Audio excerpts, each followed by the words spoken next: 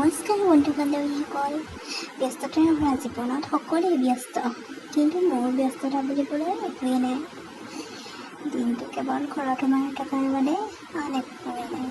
ঘৰৰ সৰু সুৰা কামবোৰ আৰু বাকী কেৱল মোবাইল চোৱা।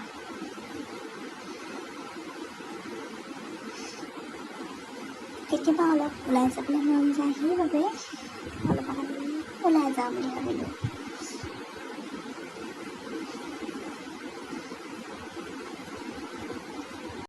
যাবলৈ যিহেতু কাৰো ঘৰলৈ যোৱা নহয়, সেইকাৰণে ৰাস্তাই এনেদৰে ঘূৰি ফুৰিছোঁ।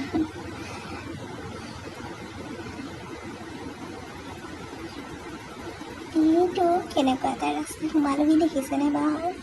ধুনীয়া কিন্তু ৰাস্তাটো। কেঁচা হ'লেও দুই কাষে বাগান, যিহেতু বহুত ভাল লাগিছিলে ৰাস্তাটো।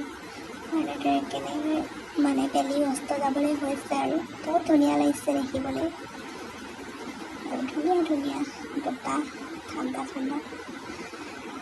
দুইফালে গছ, চাহ বাগান আৰু মাজতে আমি।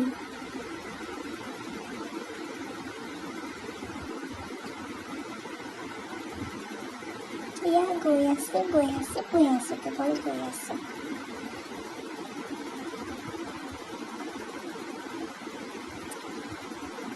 আপোনালোকে আজৰি সময়ছোৱাত কি কৰে বাৰু? অলপ আইডিয়া মোকো দিবচোন, মই যিহেতু এনেই থকা হয়। এইটো বৰ ধুনীয়া লাগিছে।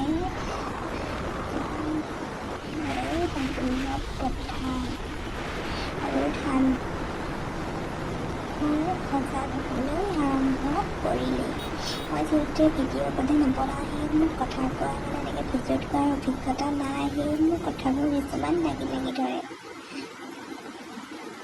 এয়া আমি এখন বজাৰ পালোহি। কাপোৰ ইমান ধুনীয়া কাপোৰ ল'বলৈ মন যায়, কিন্তু হাতত পইচা নাই, সেইবাবে লোৱা নহ'ল। ঘৰলৈ শাক পাচলিকে অলপ বজাৰ কৰি আনিলোঁ। লাহেকৈ আন্ধাৰেই খবৰ হ'ল আৰু বজাৰখন ভালকৈ চোৱা নহ'ল। অলপ চালোঁ আৰু যিহেতু দেৰি হৈছিলে, ঘৰত আহি ভাত পানী বনাব লাগে।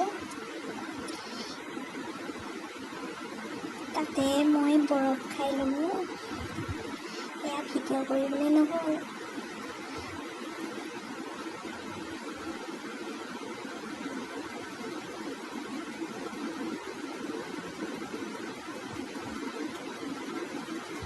মই বজাৰলৈ গৈ বহুত ভাল পাওঁ, আৰু আপোনালোকে ভাল পায়নে?